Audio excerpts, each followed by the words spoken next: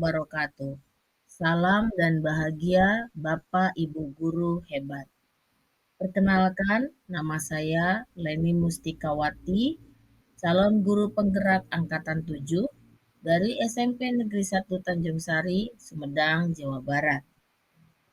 Izinkan saya memaparkan aksi nyata yang saya lakukan dari modul 1.4 tentang budaya positif. Perkenalkan, beliau Ibu fasilitator saya, Ibu Dr. Yunina Surtiana MPD, beserta pengajar praktik saya, Bapak Suherman SAG MSI. Berikut rancangan tindakan untuk aksi nyata yang saya lakukan. Latar belakang.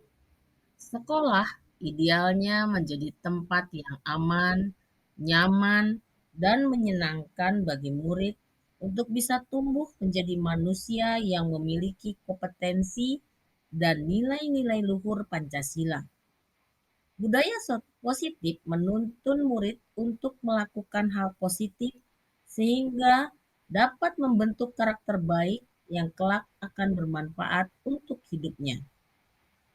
Budaya positif di sekolah dapat dibangun dengan membentuk keyakinan kelas dan menerapkan segitiga restitusi. Dengan membuat keyakinan kelas yang disusun bersama antara guru dan murid, maka semua akan mengupayakan untuk menjalankannya. Hal ini sebagai langkah awal untuk membangun budaya positif di sekolah. Dan dengan menerapkan segitiga restitusi, diharapkan dapat menuntun murid berdisiplin positif dengan penuh tanggung jawab yang lahir dari kesadaran dari dalam diri murid. Tujuan aksi nyata yang saya lakukan, pertama untuk menciptakan murid yang merdeka dan disiplin diri yang kuat. Yang kedua, menumbuhkan budaya positif di sekolah dengan meyakini nilai-nilai kebajikan universal.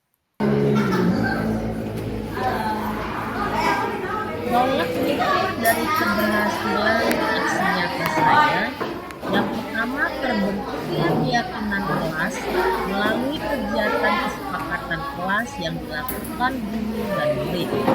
Yang kedua, siswa mampu menerapkan dan menjalankan keyakinan kelas yang telah dibuat. Langkah-langkah tindakan yang dilakukan. Pertama, menghadap kepala sekolah untuk menjelaskan pentingnya penanaman budaya positif dan keyakinan kelas di sekolah, serta meminta izin untuk mendiseminasikan bersama rekan guru. Yang kedua, mengumpulkan rekan guru untuk melakukan diseminasi pemahaman materi budaya positif. Yang ketiga, berkoordinasi dan berkolaborasi dengan wali kelas untuk membuat keyakinan kelas di kelas masing-masing. Yang keempat, memantau, merefleksi, dan mengevaluasi keyakinan kelas yang telah dibuat. Dukungan yang dibutuhkan, pertama dukungan dari kepala sekolah tentunya, rekan guru, serta murid agar tindakan yang telah disusun dapat dilakukan. Yang kedua, sarana dan prasarana untuk menumbuhkan budaya positif di sekolah. Yang terakhir, orang tua dalam melakukan budaya positif di rumah.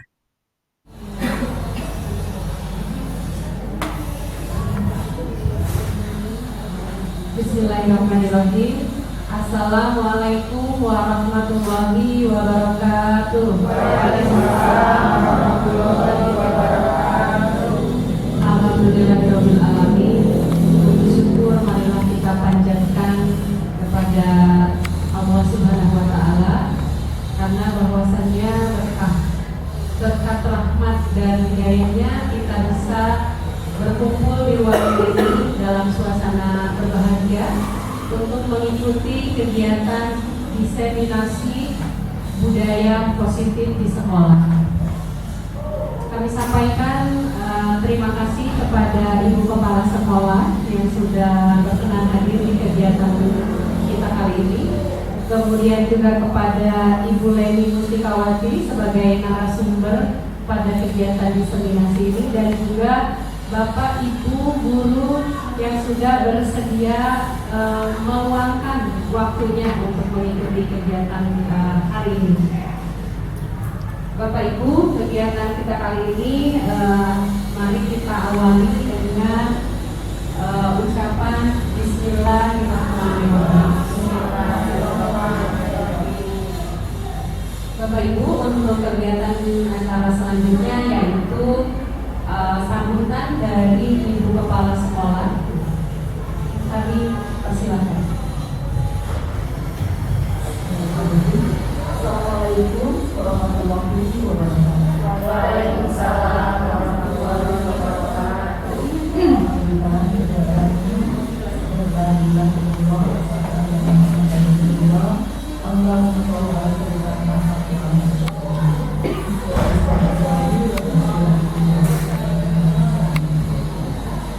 Terima kasih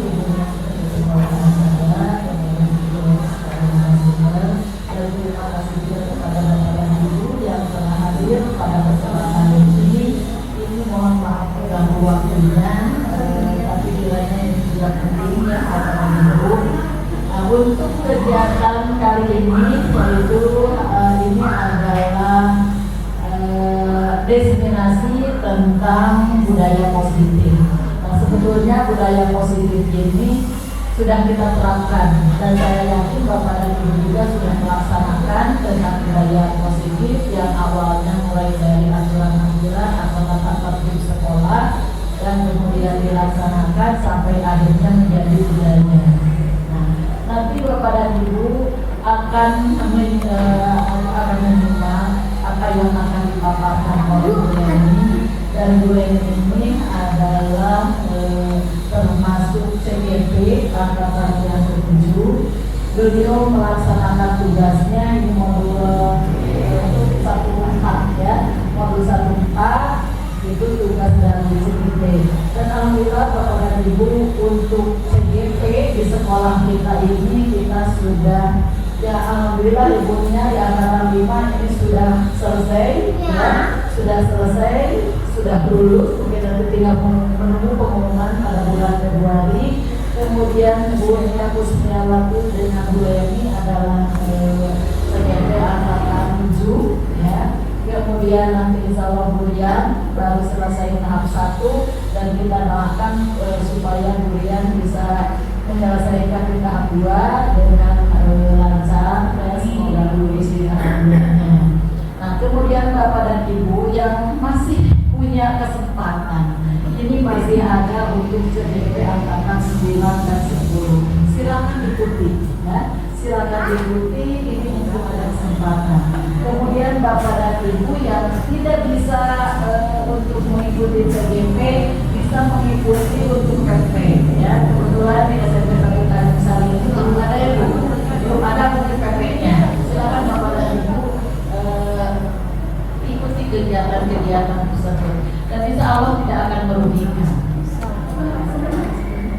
Tidak akan merugikan, justru ini akan membantu Bapak dan Ibu juga ya. Kemudian Bapak dan Ibu ini sudah ada aturannya, sudah ada permennya. Insya Allah untuk kedepannya, untuk calon kepala sekolah itu tidak akan merekrut dari yang lain, justru akan direkrut dari PP ya, dari guru penggerak yang sudah lulus. Nah, Bapak dan Ibu, untuk kegiatan ini nanti Ibu Leni akan menyampaikan, memaparkan apa budaya positif itu, budaya positif yang dilaksanakan atau yang diterapkan di sekolah. Nah, mudah-mudahan dengan adanya kegiatan ini dapat dilaksanakan oleh khususnya Ibu Leni sendiri dan umumnya oleh kita semua, dan kita ambil hikmahnya dan ambil manfaatnya ya dari kegiatan ini, dan semoga dapat dilaksanakan dan diterapkan oleh Bapak Ibu semua di sekolah kita terhadap anak-anak didik kita ya. Nah, itu Bapak dan Ibu, marilah kita simak apa yang akan dipaparkan oleh Bu Leni, dan kita buka saja dengan ucapan Bismillahirrahmanirrahim. Terima kasih atas perhatiannya. Wassalamualaikum warahmatullahi wabarakatuh. Terima kasih kepada Ibu Kepala selalu konsisten ya, bisa menerapkan budaya positif ini dalam konteks kelas dan juga lingkungan sekolah dalam rangka mewujudkan pendidikan yang berpihak kepada murid. Untuk mengefektifkan waktu, kami persilakan kepada Ibu Leni untuk memulai pemaparan materinya, dan selama sesi ini akan langsung oleh Bu Leni. Jadi Bapak Ibu, di sini tidak ada sesi tanya jawab. Namun ketika ada hal-hal yang ingin ditanyakan oleh Bapak Ibu, bisa langsung nanti ketika Ibu Leni memaparkan materi yang disampaikan. Pada Ibu Leni, kami persilakan. Terima kasih. Terima kasih atas kesempatannya. Assalamualaikum warahmatullahi wabarakatuh. Waalaikumsalam warahmatullahi wabarakatuh. Bapak Ibu izin berdiri memaparkan materi. Gimana, apa kabar Bapak Ibu semuanya? Alhamdulillah. Sehat? Alhamdulillah. Baik, untuk kali ini saya pertama kali mengucapkan terima kasih banyak atas kehadiran Bapak Ibu memenuhi undangan kami. Kegiatan ini murni tugas dari CGP untuk melakukan aksi nyata bagaimana penerapan budaya positif di lingkungan sekolah. Sebelumnya pasti Bapak Ibu sudah kenal ya, saya Leni Mustikawati, pengajar IPS di SMP Negeri 1 Tanjung Sari, CGP Angkatan 7 Kabupaten Sumedang.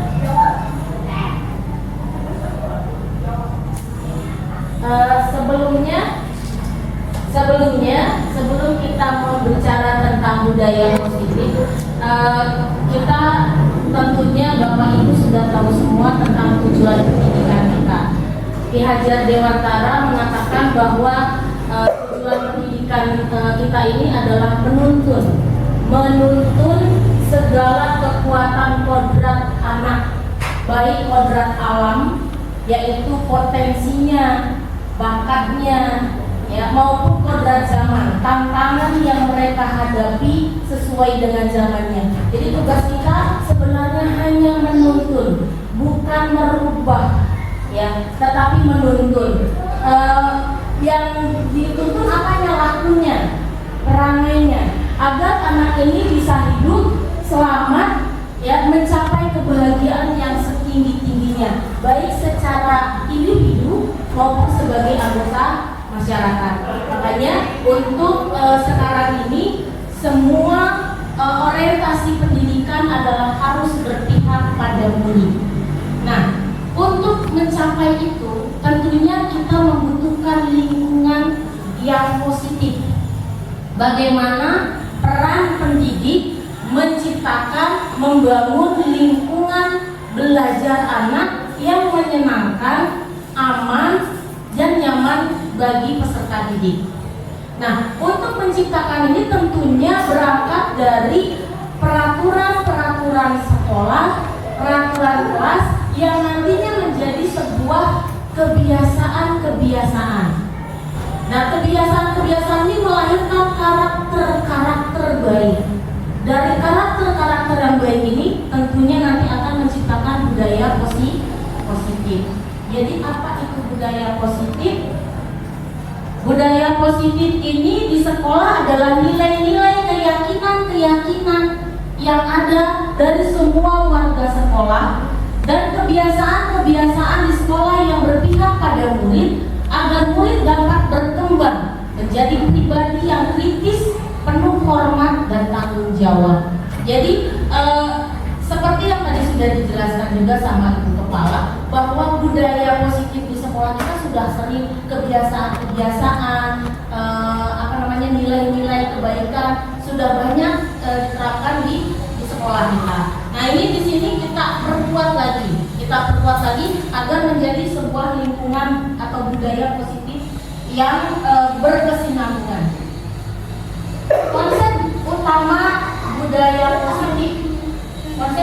positif di sini ada perubahan paradigma baru, disiplin positif, motivasi perilaku manusia, hukuman dan penghargaan ini tertutup, keyakinan kelas, kebutuhan dasar manusia, posisi kontrol dan segitiga restitusi. Nah, ini sebelumnya saya izin sama Bapak Ibu, saya izin sharing apa yang telah saya pelajari di CKP selama materi ini selama 2 minggu. Jadi mohon maaf tidak ada maksud untuk menggurui, tapi lebih kepada sharing apa yang sudah saya terima dan apa yang kita hadapi bersama di dalam lingkungan sekolah.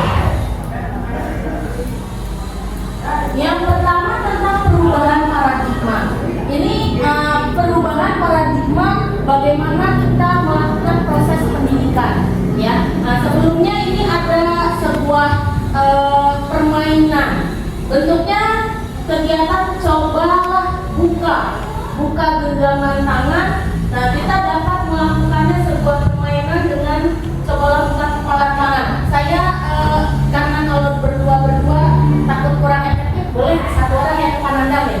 Panandang mengepala. Nah, anggap di dalam kepala tangan Panandang ini ada sebuah benda yang sangat berharga buat Panandang.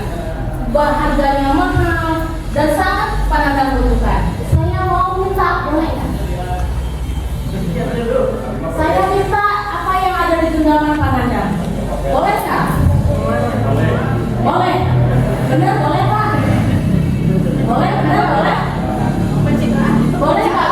Saya tanya itu benda, saya tanya itu kan bendanya berharga, sangat berharga dan dibutuhkan oleh Panandang. Saya tanya boleh nggak? Saya minta. Boleh. Boleh ya? Alasannya kenapa Pak? Bapak boleh memberikannya? Tahu mungkin lebih dibutuhkan oleh ibu daripada oleh saya. Oke, terima kasih Panandang. Pak Teddy juga sama punya benda yang menurut Pak Teddy ini berharga. Saya minta Pak Teddy, boleh nggak? Boleh nggak Pak Teddy? Saya berharga ya. Harga itu berguna. Apa saja? Cuma begitu dari harganya mahal, bendanya sangat dibutuhkan. Saya minta boleh nggak? Yang kamu terima tadi untuk tolong boleh. Kalau misalnya benda itu sebenarnya besar pisan buat keluarga Pak Teddy, anak Pak Teddy atau suami istri Pak Teddy atau buat Pak Teddy atau buat orang tua Pak Teddy, boleh nggak saya minta? Artinya sekarang prioritas ya. Ya. Ya, mungkin saya utamakan Keluarga. Kalau saya bayar 1 juta dikasih nggak? Nah, saya bisa 1 juta Bu. Kalau saya bayar 1 miliar dikasih nggak? Kalau ini esensi tidak bisa dinilai dengan uang, ya tidak bisa di. Oke. Kalau misalnya anak bapak saya nggak naikin di mana Pak? Boleh nggak? Kalau bapak nggak ngasih, anak bapak nggak naik. Ya naik, biarin, tidak salah.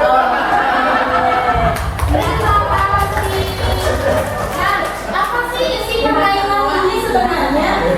Apa sih isi permainan ini? Jadi sebenarnya siapa yang bisa mengontrol tangan ini terbuka?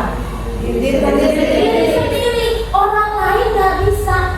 Nah, ini paradigma yang baru yang berubah. Kita nggak bisa mengontrol orang lain. Yang bisa mengontrol adalah diri kita sendiri. Kita nggak bisa memaksa orang lain. Ya, kalaupun nanti ada orang lain yang kita minta bersedia, itu bergerak dari hatinya seperti tadi Panandang. Bergerak dari hatinya, saya mau ngasih. Jadi bukan karena dipaksa sama saya. Ya, jadi yang namanya kontrol itu bukan dari orang lain, tapi dari dalam diri sendiri. Ini perubahan paradigmanya.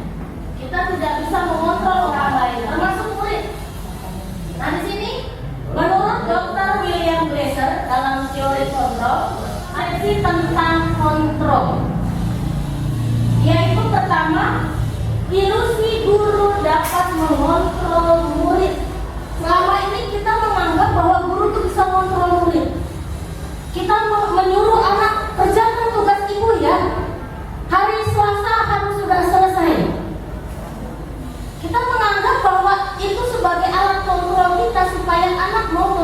tugas. Ternyata itu tidak efektif. Ya, kalaupun anak ada yang tepat waktu, itu karena dirinya mau dikontrol sama kita. Ya, terus bahwa semua penguatan positif efektif dan bermanfaat. Penguatan positif itu misalnya dengan iming-iming atau penghargaan. Nah, kamu kalau misalnya ngerjain tugas bapak tepat waktu, nanti sama bapak dikasih buku bacaan favorit kamu. Itu efektif hanya untuk satu saat jangka pendek, tidak akan efektif untuk jangka waktu lama.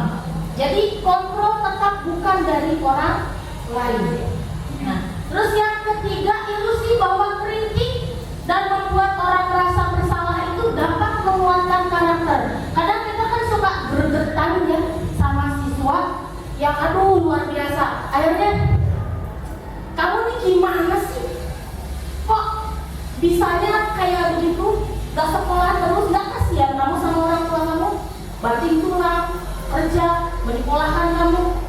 Kita menganggap bahwa dengan cara membuat anak merasa bersalah itu kontrol supaya anak mau memperbaikinya. Tapi kenyataannya itu juga tidak efektif. Ini miskomunikasinya, miskonsepsi komunikasi mulu ya. Kemudian ilusi bahwa orang dewasa memiliki hak untuk memaksa. Kita merasa bahwa setiap orang dewasa tuh bisa maksa anak. Kenyataannya anak sekarang bisa melawan. Palinter nggak anak sorangan, kamu anak batur. Anak sendiri aja udah bisa protes. Jadi ini miskonsepsi, orang dewasa tidak bisa memaksa anak. Ini menurut teori dari Dr. William Glasser. Lanjut, perubahan paradigma, stimulus respon ke teori kontrol. Selama ini kita banyak menggunakan teori stimulus respon. Nah, ini kita merubah paradigma lama yang menganggap stimulus respon menjadi teori kontrol, bahwa kontrol itu ada pada diri sendiri, tidak bisa dipaksakan. Kita lihat pada stimulus respon itu kita menganggap bahwa realitas kebutuhan kita itu sama. Kita menganggap bahwa anak itu siswa itu sama kebutuhannya, tapi kenyataannya bahwa kebutuhan berbeda-beda. Ya, ini yang membuat paradigma kita mulai harus kita rubah. Kemudian semua orang melihat hal yang sama. Guru melihat hal yang sama dalam memperlakukan murid. Nah, di sini dalam teori kontrol, setiap orang memiliki gambaran yang berbeda. Jadi setiap baik siswanya maupun gurunya juga sama mempunyai gambaran yang berbeda dalam mengontrol murid. Kemudian kita mencoba mengubah orang agar berpandangan sama dengan kita. Pada stimulus respon kita berusaha agar orang juga bisa berpandangan sama dengan kita. Kita memaksa anak untuk berprinsip sama dengan kita, bahwa belajar tuh kudu kieu. Dulu mah zaman saya belajarnya gini. Nah, kita berharap anak tuh sama dengan kita. Padahal dalam teori kontrol, semua perilaku kita berusaha memahami pandangan orang lain tentang dunia. Mereka mempunyai pandangan yang berbeda. Bahkan di sebuah keluarga saja kita tidak bisa memaksakan anak hobinya, cita-citanya seperti orang tuanya. Ya, apalagi dengan anak orang lain. Dalam stimulus respon, perilaku buruk dilihat sebagai suatu kesalahan. Kita menganggap anak berbuat misalnya mencoret-coret itu salah. Anak datang kesiangan itu salah. Nah, dalam teori kontrol di sini dikatakan bahwa semua perilaku memiliki tujuan. Jadi gini, sebelum kita melakukan sebuah tindakan melakukan kontrol terhadap anak, ya, kita harus tahu dulu apa sih sebenarnya tujuannya dia berbuat seperti itu, supaya ketika kita melakukan tindakan ini tidak salah, ya, tidak sembarangan. Nah, ini maksudnya. Orang lain bisa mengontrol saya dalam stimulus respon. Kayak tadi dengan beri iming-iming penghargaan, dengan ancaman, itu seakan-akan itu adalah kontrol, bisa mengontrol saya. Sementara dalam teori buka kepalan tangan. Saya bisa mengontrol orang lain ini dalam stimulus respon. Kalau di sini dalam teori kontrol, Anda tidak bisa mengontrol orang lain. Dalam stimulus respon, paksaan ada pada saat bujukan gagal. Seperti tadi saya ilustrasikan dengan Pak Teddy, saya membujuk dulu. Saya bujuk dengan hadiah. Sampai akhirnya karena bujukan tidak berhasil, saya pasang dengan sebuah ancaman. Nah, dalam teori kontrol, kolaborasi dan konsensus menciptakan mana itu ya? Menciptakan pilihan-pilihan baru. Jadi bukan dengan cara dibujuk atau bukan dengan cara dipaksa, tapi dengan cara bagaimana membuat sebuah kolaborasi dan kesepakatan. Kemudian kalau dalam stimulus respon itu model berpikirnya menang kalah, ya, anak menang atau anak kalah. Kita berhasil, kita menang atau kita kalah dengan anak. Nah, ini dalam stimulus respon. Nah, dalam teori kontrol itu berpikirnya model menang-menang. Anak tidak merasa ditekan, tidak merasa dihakimi, tidak merasa diintimidasi, tapi guru juga berhasil mengontrol, memperbaiki laku anak. Ini paradigma yang harus kita rubah dalam teori budaya positif. Nah, landasan budaya positif ini sebenarnya hanya ada dua, yaitu tentang disiplin positif dan posisi kontrol guru. Jadi landasan budaya positif itu dua, disiplin positif yang berlaku dan posisi kontrol guru. Kita lihat disiplin positif. Sebenarnya apa sih? Ibu setuju dengan tindakan Pak Seno? Tidak. Alasannya? Ya, Bu Ani, gimana Bu Ani? Sebagai seorang guru, saya tidak setuju kepada tindakan Pak Seno. Kenapa tidak setuju? Pertama, Pak Seno sudah mempermalukan di depan teman-temannya kepada IPA. IPA itu sudah memiliki kekurangan lah kalau kita lihat ya secara persahabatan, memiliki kekurangan, dia tidak mampu, tidak menguasai pelajaran matematika. Dia sudah merasakan ketidakmampuannya itu, kemudian dia gugup, kemudian dia ditertawakan. Seharusnya sebagai guru seperti Pak Seno, dia melihat situasi seperti IPA itu jangan mau bahkan ditekan IPA itu, jangan sampai dipermalukan di depan teman-temannya, tetapi justru harus bisa menenangi atau menilai teman-temannya supaya tidak tertawa, bahkan membesarkan hati dari IPA. Ya, mungkin untuk kali ini IPA mungkin tidak bisa menjawab, mungkin lain kali bisa ini supaya teman-temannya itu tidak menertawakan IPA, apalagi memanggil IPA ke depan dan menunjuk itu sangat perbuatan yang tidak baik gitu ya. Oke. Terima kasih. Mana Pak Teddy? Gimana menurut Pak Teddy? Penampasan ada cuma yang saya lihat bawahi hukuman itu melakukan pelanggaran, bukan ketidakmampuan. Orang tidak mampu bukan untuk dihukum, itu dibantu gitu ya. Ini memang tidak tepat kalau tidak kata sama orang tidak mampu melakukan itu bukan kesalahan, bukan pelanggaran disiplin gitu ya. Nah, kita sepakat punishment dan itu pelanggaran, bukan kasus seperti ini. Oke. Terima kasih. Ada lagi tambahan barangkali? Ada lagi? Tambahan? Oke. Lanjut ya, sebentar kita ini. Menurut Bapak Ibu, tindakan Pak Seno terhadap IPA ini adalah sebuah hukuman atau konsekuensi? Hukuman yang tidak tepat. Hukuman yang tidak tepat. Ya. Oke, jadi rata-rata hukuman ya, bukan konsekuensi ya. Bukan. Oke, kita lihat. Hukuman sifatnya mendadak, tidak terencana dan satu arah. Hukuman dapat berupa fisik dan atau psikis. Jadi sebenarnya hukuman itu terkadang sifatnya spontanitas, bahkan tidak sesuai dengan apa yang dia lakukan, pelanggaran. Itu hukuman. Dan kadang-kadang tadi bisa ke fisik, bisa ke psikis. Tadi kalau Pak Seno itu ke psikis, ya. Jadi itu ke psikisnya bahwa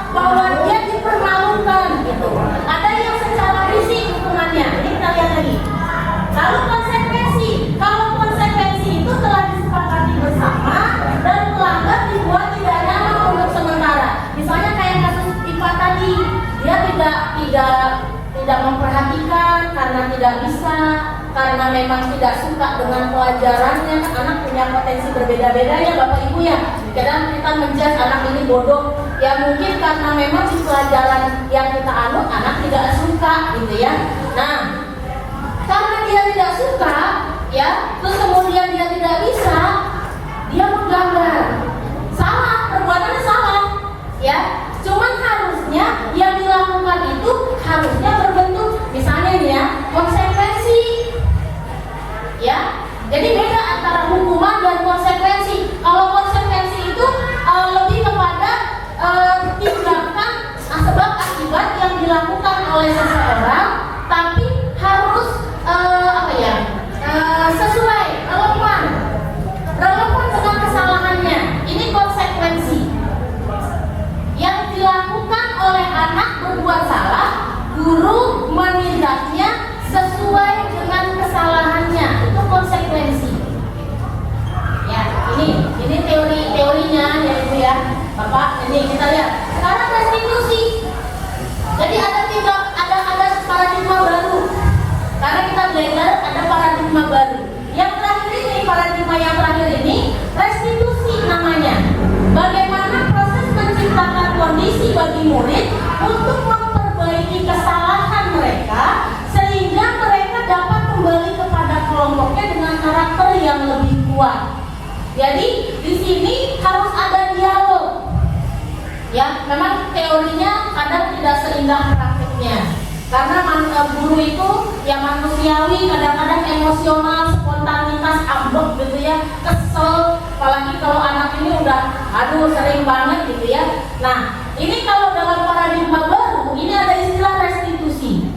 Bagaimana kita mengajak berdialog anak untuk menyadari kesalahannya dan dicari solusinya oleh anak, bagaimana dia harus memperbaiki kesalahannya sehingga nanti dia bisa kembali lagi oleh kelompoknya, kembali lagi dengan karakter yang lebih kuat. Kalau tadi kayak Ivan, dia udah malu ya, malu dia untuk bersosialisasi, jadi dia merendah diri ya, tidak bersemangat, bahkan kemungkinan efeknya bisa saja membenci gurunya karena merasa dipermalukan. Nah ini kita lihat masih di hukuman, konsekuensi dan restitusi. Hukuman itu identitas yang gagal. Identitas sukses ini ada dua kata disiplin. Konsekuensi yang mungkin juga sering kita lakukan, kita memberikan sanksi atau tindakan terhadap anak yang berbuat salah sesuai dengan kesalahannya ya. Dan yang paradigma baru ini adalah restitusi. Dalam hukuman, sesuatu yang dilakukan itu menyakitkan ya, bisa secara fisik atau psikis. Kalau konsekuensi itu sesuatu itu harus terjadi, hukuman sebab akibat. Dia berbuat seperti itu, sanksinya seperti itu sesuai dengan kesalahannya. Kalau restitusi, anak dibuat pilihan-pilihan, tapi pilihan ini bukan berarti anak jadi merasa enak ya, tapi dia menyadari kesalahannya dan mau memperbaiki berdasarkan motivasi dari dalam dirinya. Hukuman, murid atau anak akan tersakiti karena tadi bentuknya spontanitas. Kadang hukuman itu memang tidak sesuai dengan apa, tidak relevan dengan kesalahannya. Itu hukuman. Kalau konsekuensi, anak atau murid dibuat tidak nyaman, bukannya tersakiti tapi tidak nyaman ya. Kalau yang direstitusi, anak mendapatkan penguatan. Artinya kesalahannya itu tidak dibenarkan, tapi digiring untuk memperbaiki kesalahannya itu berdasarkan dirinya sendiri. Solusi yang dia keluarkan. Nah ini ya, sampai. Nah ini kalau hukuman dampaknya murid marah, merasa bersalah, rendah diri, mengasingkan. Kalau konsekuensi kehilangan hak. Kalau restitusi, anak tidak kehilangan waktu tapi tetap bersemangat untuk memperbaiki diri. Dan restitusi. Nah di sini gambaran ininya ya. Dari hukuman, perilaku pasif agresif meningkat. Efek dari dihukum itu anak kadang-kadang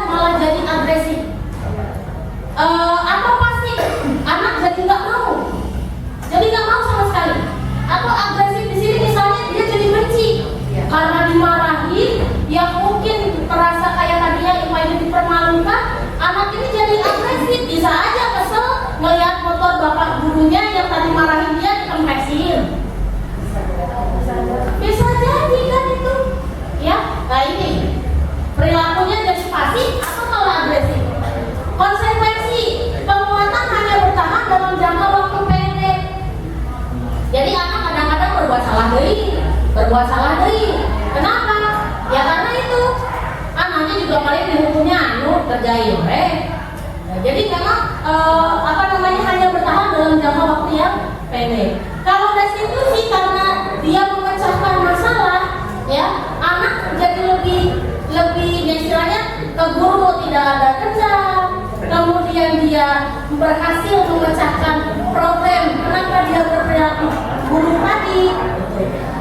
Kemudian sistem tidak akan berjalan bila murid tidak takut. Bapak Ibu, dalam hukuman ini gak akan pengaruh sama sekali kalau anak gak takut. Kebal, bahkan terlalu sering dihukum dia udah biasa, gak aneh. Jadi malah lagi ini dihukum. Nah ini, jadi hukuman tuh sebenarnya adalah sistem ini tidak akan berlaku kalau murid anak itu gak takut sama sekali. Ya, kasiun.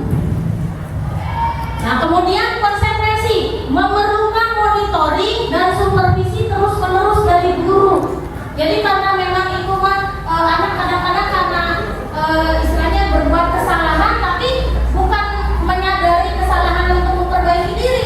Jadi cuma paling nanti hukumannya nanti ngulangi deui, nanti berbuat deui gitu. Nanti setelah ini karena seperti itu maka perlu monitoring. Perlu pengawasan terus-menerus. Nah ini di konsekuensi. Kalau di restitusi, murid belajar bertanggung jawab akan perilakunya sendiri.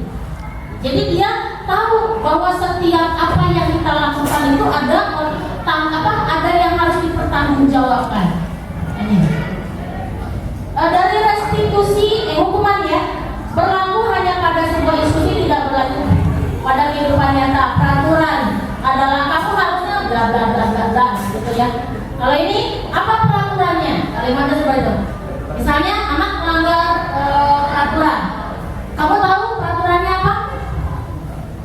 Mampu kamu melakukannya? Kalau mampu ya terima kasih. Kalau tidak mampu berarti konsekuensinya apa? Jadi dia diingatkan kalau berbuat salah pasti hukumannya gitu.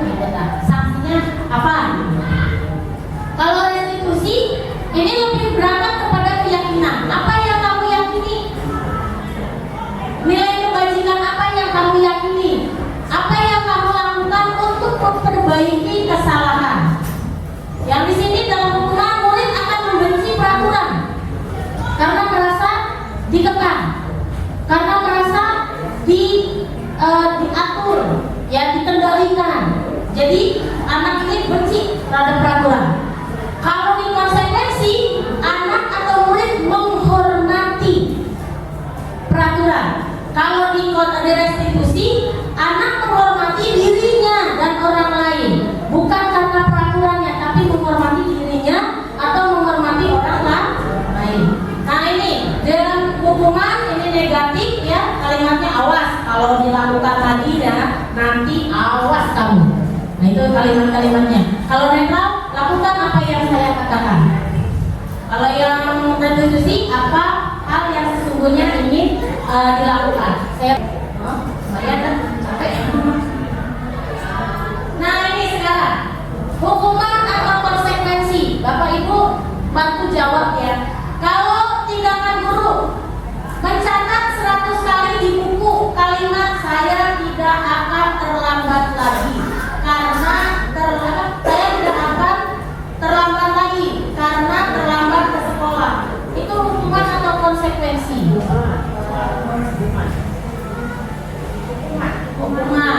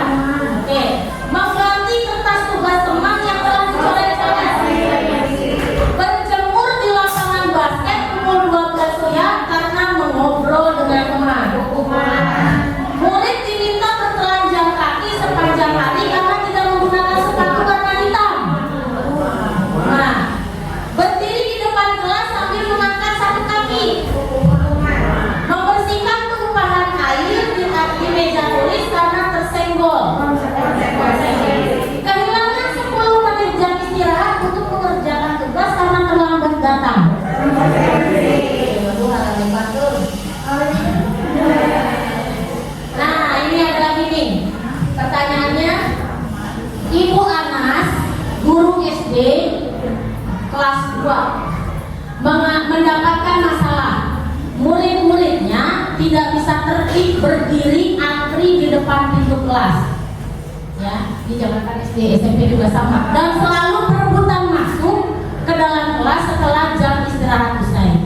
Ini tentunya sangat mengganggu proses pembelajaran dan langsung berdiri rapi di depan pintu agar mendapatkan stiker bintang. Hal ini terus dilakukan Bu Anas selama beberapa minggu karena cukup berhasil membuat murid-muridnya berdiri rapi antri di depan pintu.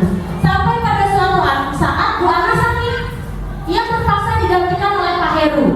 Pak Heru tidak mengetahui tentang stiker bintang dan benar saja pada saat masuk ke kelas usai jam istirahat, murid-murid kelas 2 itu kembali lagi rebutan, nggak bisa diatur gitu ya. Nah, pertanyaannya, apa motivasi murid-murid kelas 2 ini bersedia hadir?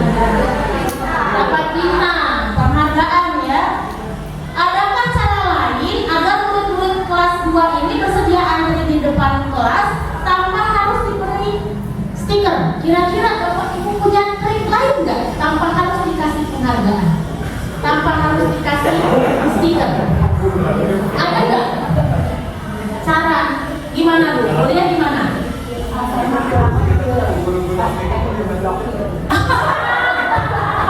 Aduh, sobek. No comment. Malah, ada kira-kira distrik apa yang Bapak Ibu lakukan tanpa harus ngasih iming-iming, penghargaan, stiker bintang atau apapun? Kira-kira bisa nggak kita mengkondisikan anak agar tetap bisa berbaris rapi?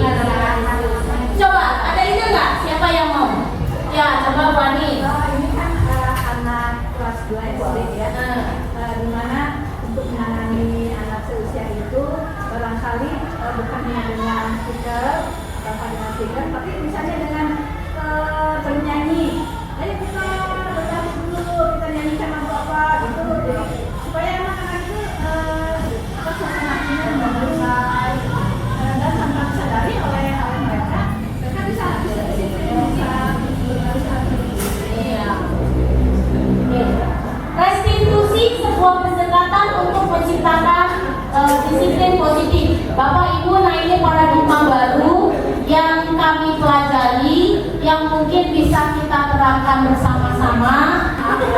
kan kalau dikerjakan sama orang tuanya kan anaknya yang senang.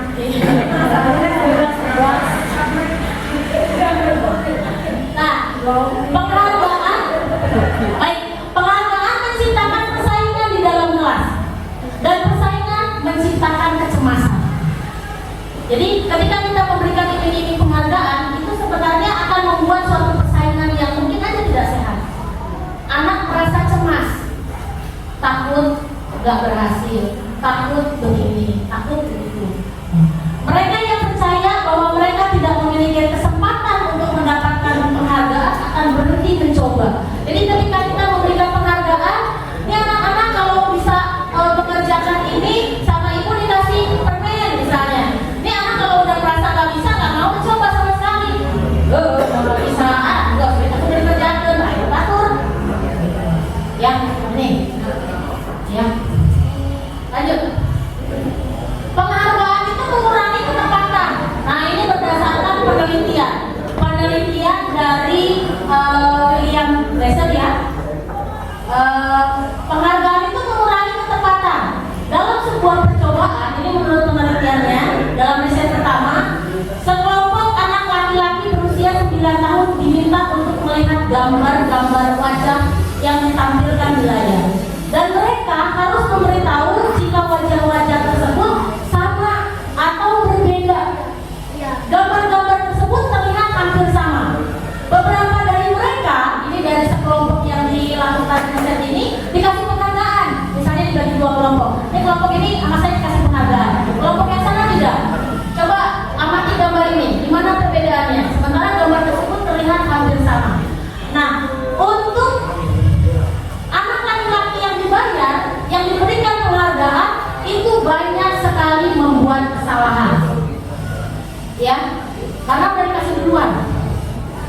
Ya, jadi ketepatannya kurang. Ini berdasarkan riset. Riset yang kedua, anak diminta mengingat kata-kata tertentu, kemudian mereka diminta mengambil kartu yang berisi kata-kata yang diingat tersebut. Setiap kali muncul, beberapa anak diberi permen. Setiap mereka memberi jawaban yang benar, dan sebagian yang lainnya diberitahu saja kalau jawabannya itu benar. Jadi kayak tadi dibagi dua kelompok. Kalau yang bisa sama saya dikasih permen. Kalau yang kelompok ini, kalau bisa cuma dikasih tahu lihat jawaban kamu betul, nggak dikasih hadiah. Nah, hasilnya anak yang mendapat permen ini jawabannya banyak yang tidak tepat. Jadi cuma beberapa orang yang bisa menjawab. Kalau yang tidak dikasih apa-apa, ada yang dikasih tahu ya jawaban kamu benar, itu justru malah banyak jawaban yang benar muncul. Ini berdasarkan riset. Penghargaan menurunkan kualitas. Nah, ini juga berdasarkan pengamatan dilakukan oleh sekelompok mahasiswa atau mahasiswi yang sedang kerja praktik di sebuah surat kabar di universitas. Saat itu mereka sedang belajar menulis sebuah artikel tentang sebuah judul berita utama.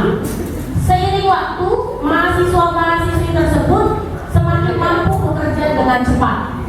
Kemudian ada beberapa mahasiswa atau mahasiswi yang dibayar untuk setiap judul berita utama yang mampu mereka hasilkan.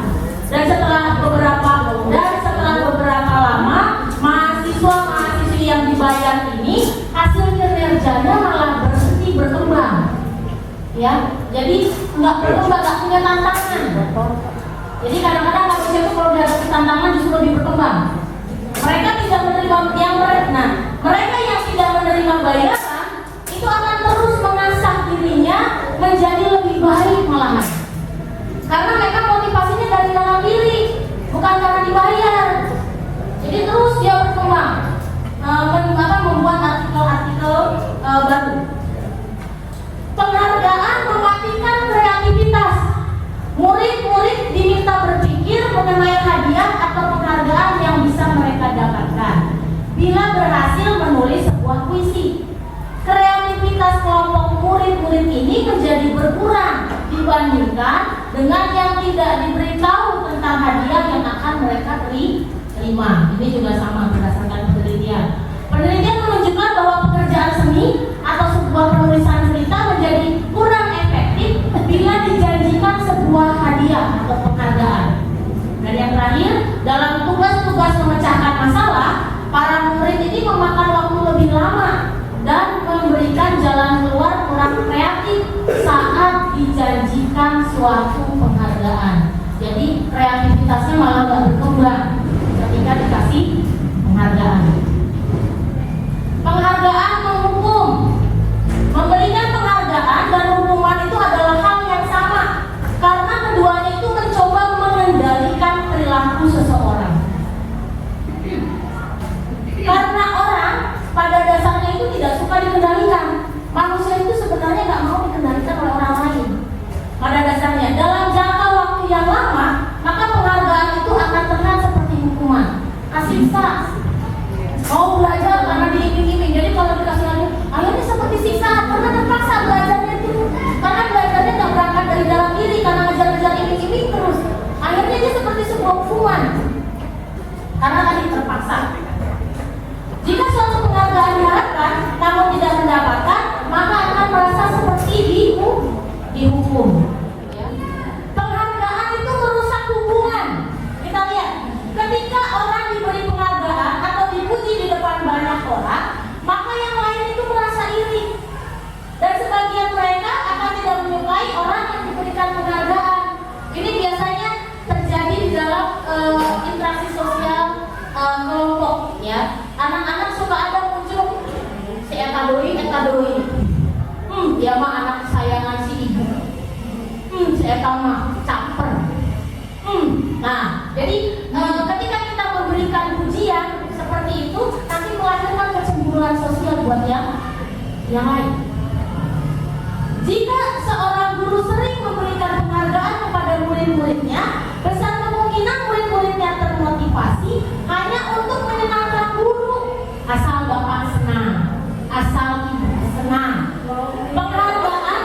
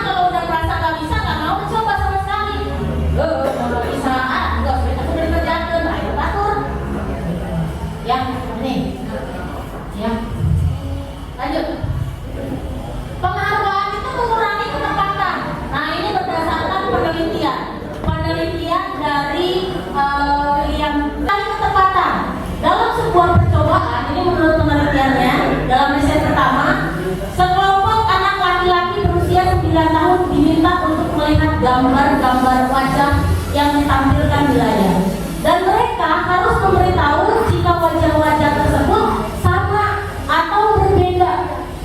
Gambar-gambar tersebut terlihat hampir sama.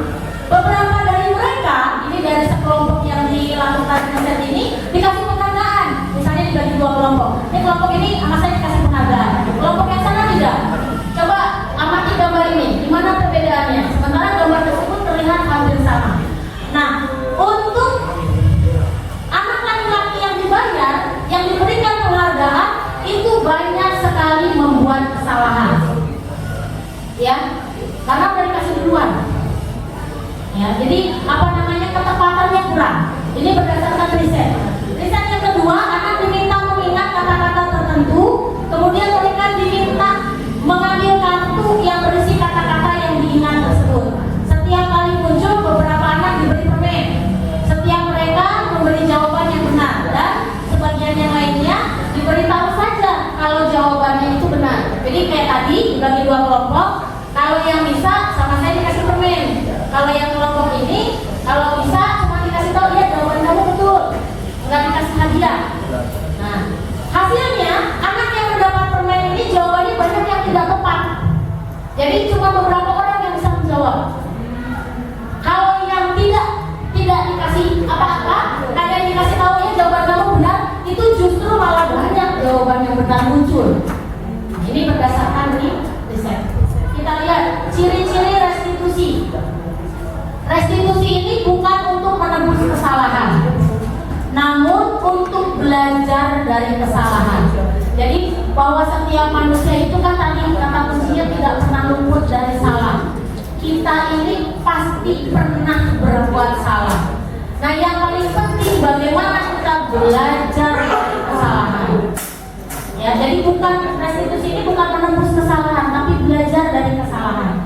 Restitusi memperbaiki hubungan. Ya, jadi kalau tadi tidak ada menang kalah, ya, tidak ada yang merasa disalahkan, gitu. Jadi memperbaiki hubungan. Restitusi itu adalah tawaran, ditawarkan, bukan dipaksa. Restitusi ini menuntun anak untuk melihat ke dalam dirinya.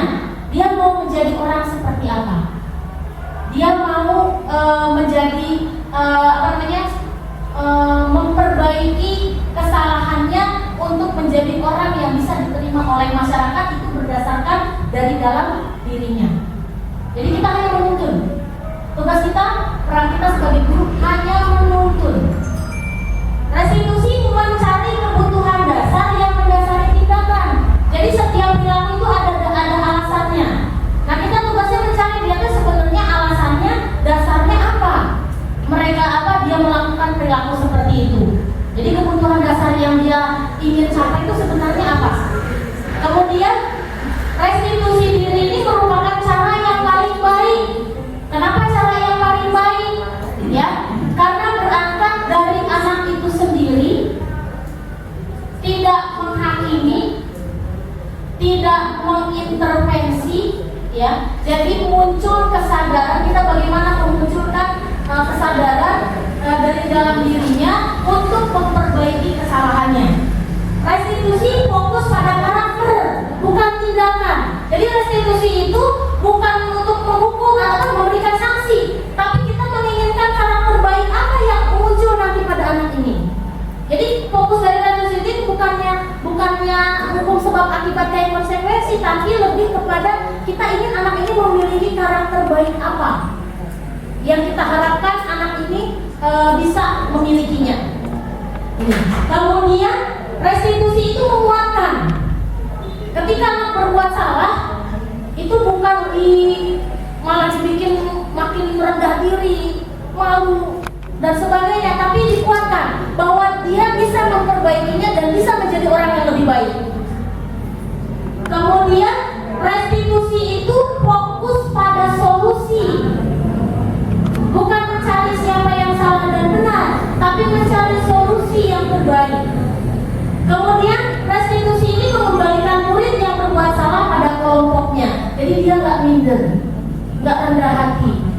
Dia merasa bisa diterima lagi karena dia sudah bisa memperbaiki diri. Mengapa keyakinan kelas? Mengapa tidak peraturan kelas aja? Kita lihat. Mengapa kita memiliki peraturan tentang penggunaan helm saat mengendarai motor? Bapak Ibu, saya mau tanya, kira-kira kenapa sih ada peraturan harus pakai helm?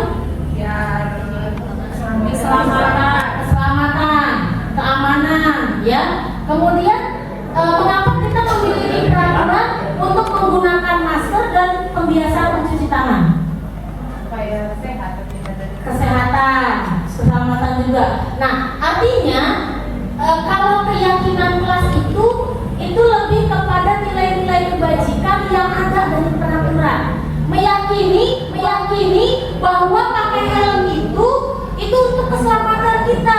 Jadi kalau kita pergi naik motor ke jalanan, nggak ada polisi, tetap pakai helm karena kita yakin helm itu untuk keselamatan, bukan karena ada polisi baru pakai helm. Ya, jadi artinya keyakinan itu muncul dari pemahaman kita terhadap nilai-nilai kebajikan dari peraturan. Jadi kalau kita meyakini bahwa dalam peraturan itu ada nilai kebajikan, kita nggak harus diperintah. Nah, kita nggak harus dipaksa. Refleks mau naik motor pakai helm. Pembentukan keyakinan kelas atau keyakinan sekolah atau kelas. Tadi keyakinan kelas itu bersifat abstrak daripada peraturan yang lebih rinci. Jadi umum, gambaran umum sebenarnya. Keyakinan kelas berupa pertanyaan-pertanyaan yang universal. Pernyataan keyakinan kelas senantiasa dibuat dalam bentuk positif. Jadi kalau misalnya dilarang buang sampah sembarangan, itu kalimat negatif. Nah, kalimat positifnya menjadi apa? Peduli terhadap lingkungan, cintai kebersihan. Nah, jadi keyakinan itu justru kalimat positif. Keyakinan kelas hendaknya tidak terlalu banyak sehingga mudah diingat, dipahami oleh semua warga sekolah atau kelas. Sedangkan peraturan itu lebih banyak karena rinci. Oke, kita lihat. Keyakinan kelas sebaiknya sesuatu yang dapat diterapkan di kelas atau di sekolah. Jadi sesuai dengan kondisi kelas kita, kondisi anak-anaknya, kondisi lingkungan. Nah ini. Kemudian semua warga kelas hendaknya ikut berkontribusi dalam membuat keyakinan kelas lewat kegiatan curah pendapat. Jadi untuk membuat keyakinan kelas memang berangkatnya dari peraturan dulu. Kita tanya, ini kesepakatan di kelas ini, sok mangga apa aja yang kita inginkan agar kelas ini menjadi lebih baik, agar kalian bisa belajar menjadi nyaman. Nanti setiap anak mengeluarkan pendapatnya, curah pendapat. Setiap anak kita minta pendapatnya, dia menginginkan kelas yang seperti apa, suasana belajar yang bagaimana. Kemudian bersedia meninjau kembali keyakinan kelas dari waktu ke waktu. Kita lihat prosedurnya. Mempersilakan warga sekolah untuk bersuara pendapat tentang peraturan yang perlu disepakati. Ya, tadi diminta anak semua mencurahkan pendapatnya, ingin kelas yang ideal itu seperti apa. Dia ingin belajar suasana yang bagaimana dalam kelasnya. Jadi anak diminta pendapatnya, dia keluar dari setiap individu. Catat semua masukan dari setiap anak. Kemudian dari semua anggota bisa melihat curah pendapat tersebut. Kemudian baru susun keyakinan. Kita ambil kelompokan. Biasanya anak ada yang sama, kelompokan dengan yang sama, yang beda. Nanti dari yang banyak satu kelas itu akan mengerucut menjadi beberapa bentuk keyakinan ke kelas. Nilai-nilai kebajikan yang bisa diambil dari setiap keinginan peraturan yang ingin mereka terapkan. Tinjau kembali curah pendapat, tinjau ulang keyakinan sekolah. Oke, contoh membuat keyakinan kelas. Ini misalnya ya Bu ya, Bapak Ibu misalnya, anak-anak diminta untuk curah pendapat. Anak ada yang ikut dilarang mengganggu orang lain. Anak ada yang ikut dilarang main di dalam kelas.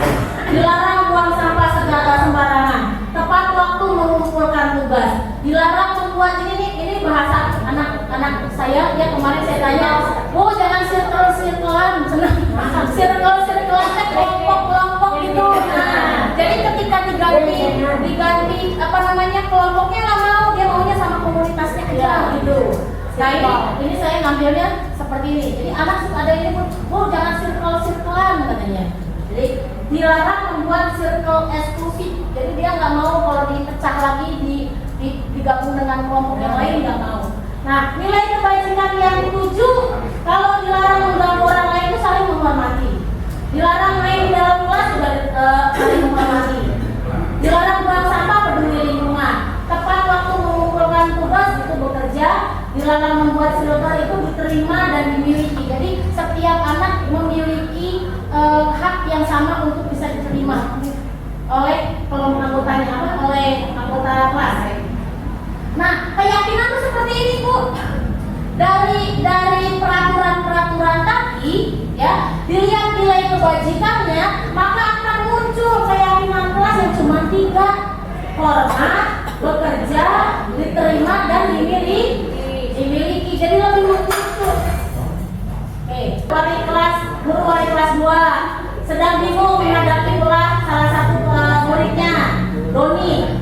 Anak kelas 2 telah datang padanya mengeluh Doni ini sering minta bekal, makan siangnya dengan paksa.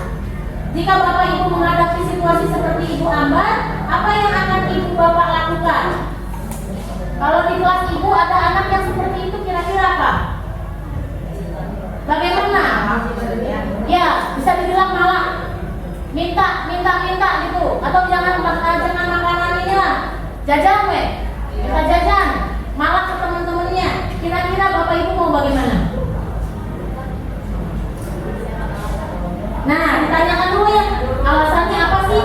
Ya, alasan yang dilakukan Doni ini apa? Nah, di sini Doni melakukan alasan dia berbuat seperti itu apa? Kita lihat. Nah, jadi kebutuhan dasar manusia itu ada 5: bertahan hidup, ya, survival. Kemudian kasih sayang dan rasa ingin diterima oleh lingkungannya. Kebebasan, ya, kebutuhan manusia ingin bebas. Kesenangan, dan yang terakhir penguasaan terhadap orang lain. Jadi kasus Doni ini kira-kira kemana ya? Penguasaan. Dia ingin keberadaannya diakui, ingin memonopoli kelasnya, ya, bisa saja. Jadi bertahan hidup bisa saja, mungkin dia nggak punya, mungkin uang jajannya kurang, cuman sayangnya caranya salah, gitu ya. Nah ini, lanjut. Nah ini, Salwa seorang anak kelas 3 SD, begitu pulang sekolah menangis dan mengaku pada ibunya bahwa ia benci pada Ibu Rani. Pada Ibu Rani gurunya. Menurut Bapak Ibu, kebutuhan apa yang berusaha dipenuhi oleh Salwa? Jika jawabannya ini seperti ini, bila Bapak Ibu berada pada posisi Ibu Rani dan mendengar informasi dari ibunya Salwa tadi tentang perasaan Salwa saat itu, apa yang akan Bapak Ibu lakukan pada Salwa besoknya, ya, ketika masuk kelas agar kebutuhan Salwa ini terpenuhi? Misalnya nih, jawaban Salwa ketika ditanya, Ibu guru bilang aku tidak boleh bersenandung sewaktu mengerjakan tugas. Katanya kelas harus tenang, tidak ada suara, nggak seru jadinya. Jadi alasan dia itu kesenangan. Kira-kira apa tindakan Bapak Ibu? Ini anak ini ngaku nih ke orang tuanya, nggak suka dengan Bu Rani ini begini, nangis pulang-pulang. Nah, dengar kabar ibunya teh, Bu, anak saya nangis, katanya sama ibu ditegur begini. Nah, berdasarkan informasi ini, besokannya otomatis dipanggil kan? Salwa ini dipanggil sama Ibu Rani kan? Nah, jawaban anak ini seperti ini. Yang pertama, ibu melapor ke Semandung. Kan nggak asik, Bu. Nah, kira-kira kalau ibu sebagai Ibu Rani, apa yang akan ibu lakukan?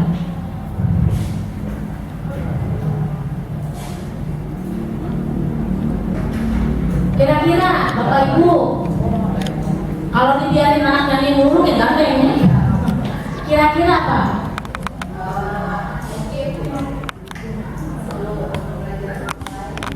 ya diberi kesempatan, ya ada waktu, apalagi ini usia juga masih 3 SD, ya kayaknya dia memiliki yang memvariasikan pembelajaran dengan hal yang bisa memancing kesenangan anak, ya. Kemudian ibu guru tidak menyapa aku hari ini, padahal aku pakai capit baru, sekitar rambut baru, mau kasih ke SD. Anaknya nangis, nah ini dia motivasinya karena pengen diperhatiin, kasih sayang. Kira-kira ibu akan bagaimana? Bapak ibu? Ya. Jadi artinya kita benar-benar harus memperhatikan perilaku siswa, ya. Sekali-sekali memberi pujian. Jadi ketika ada anak yang biasanya rambutnya acak-acakan, tiba-tiba dipujian, aduh cantik banget. Bukan dikasih penghargaan tapi dipuji. Kadang-kadang kita jangan anak kecil. Ya, jadi perlu. Ya. Aku bosan, masa belajarnya cuma gitu-gitu aja, dengerin ibu guru aja. Jadi dia pengen kebebasan. Kira-kira tindakan bapak ibu mau bagaimana? Memberikan diskusi, memvariasikan proses pembelajaran, memberikan pembelajaran yang supaya anak itu senang, ya. Kemudian nah ini saya rasa ini ya. Jadi intinya gini buat bapak ibu, posisi kita sebagai guru, posisi kita sebagai guru tadi kan nggak bisa mengontrol murid, ya. Nah ini ada 5 posisi kontrol, termasuk yang paradigma baru. Ada yang sebagai penghukum, ada yang sebagai pembuat merasa bersalah, ada yang karakter guru tersebut memposisikan sebagai teman, ada yang sebagai pemantau, ada yang sebagai manajer. Nah ini yang terbaru, paradigma baru. Bagaimana memposisikan kita sebagai manajer? Bagaimana kita mengontrol murid, tapi dengan cara-cara restitusi, ya, disebut dengan manajer. Memancing motivasi intrinsik. Misalnya, guru nih mengajukan pertanyaan-pertanyaan. Dengan cara berkata, apa yang kamu yakini? Apa kamu yakin hal ini baik? Kalau kamu meyakininya, mau kamu memperbaikinya. Kalau jadi kira-kira kapan kamu memperbaikinya? Ini juga sama. Misalnya memperbaikinya, menggambarkan apa tentang diri anak. Hasilnya membuatkan karakter. Ya, jadi dari yang ini sebenarnya sudah disebut dengan disiplin positif. Ya, terutama yang ini nih, yang 2 ini,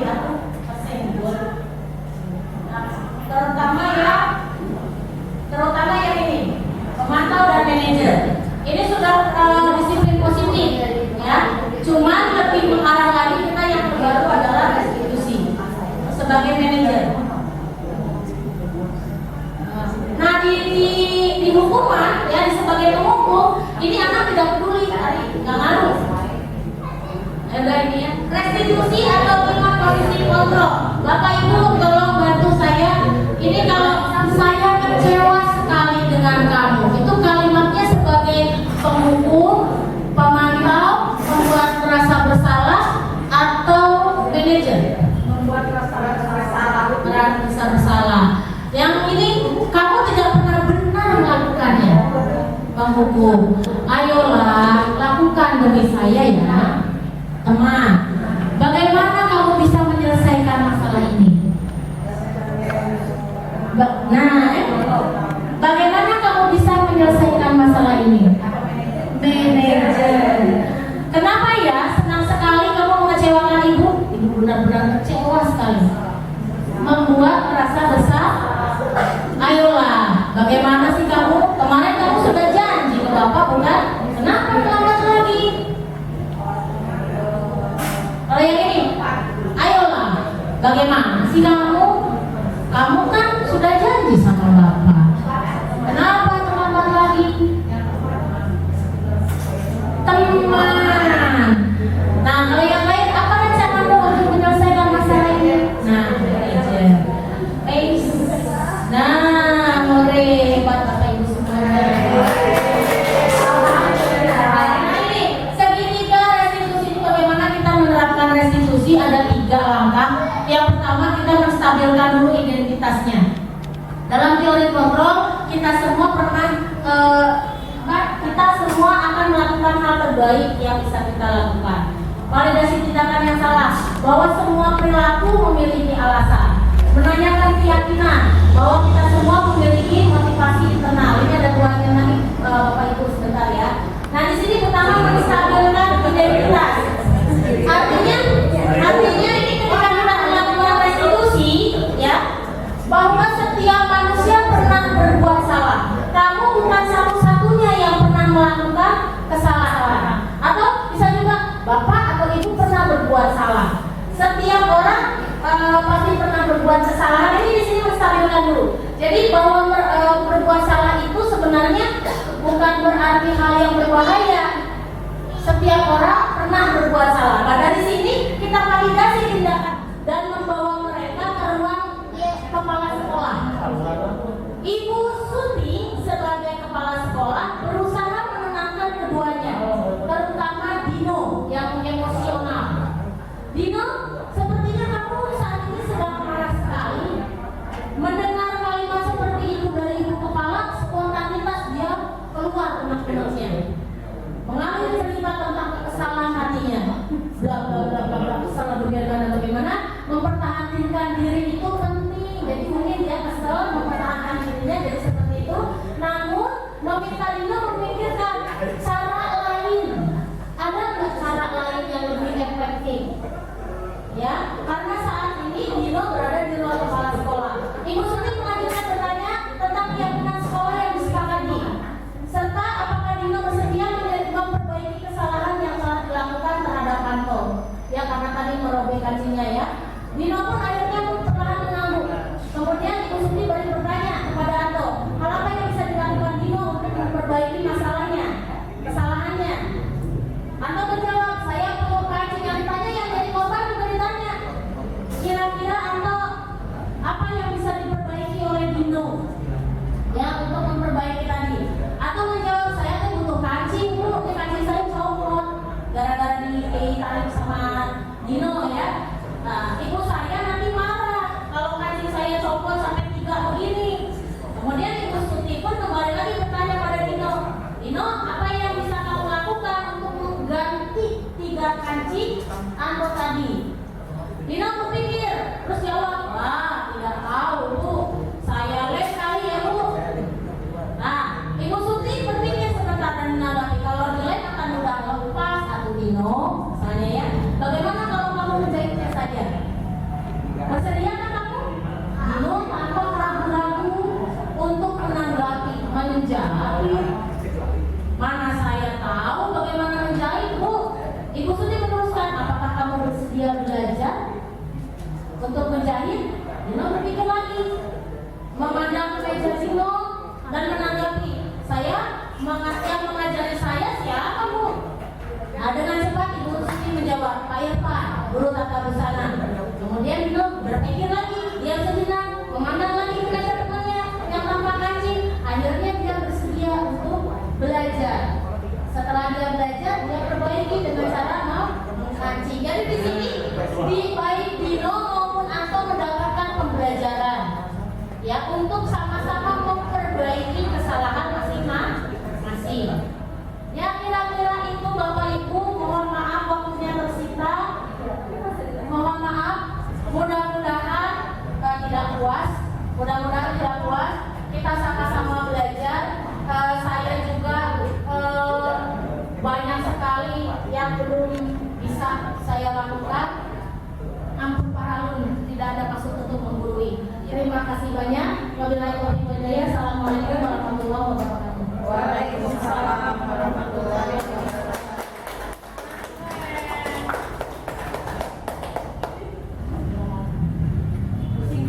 Ya, terima kasih banyak kepada Ibu Leni yang sudah memberikan pencerahan pada kita ya Bapak Ibu dalam hal budaya positif di sekolah. Semoga kita bisa menerapkan ini Bapak Ibu secara konsisten ya. Padahal sebetulnya sudah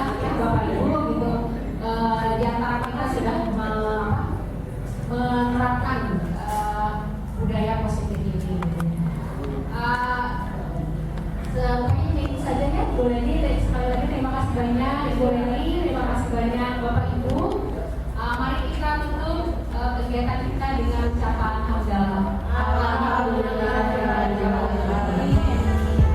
Nah, izin untuk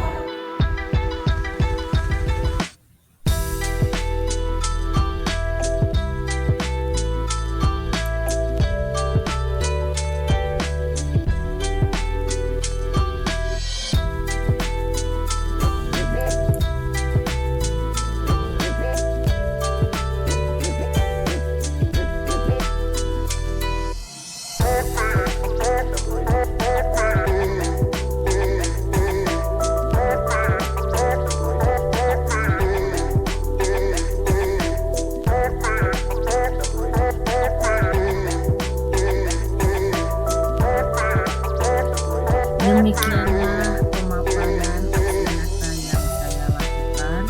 Terima kasih atas perhatiannya. Salam guru penggerak, tergerak, bergerak, dan menggerakkan. Wassalamualaikum warahmatullahi wabarakatuh.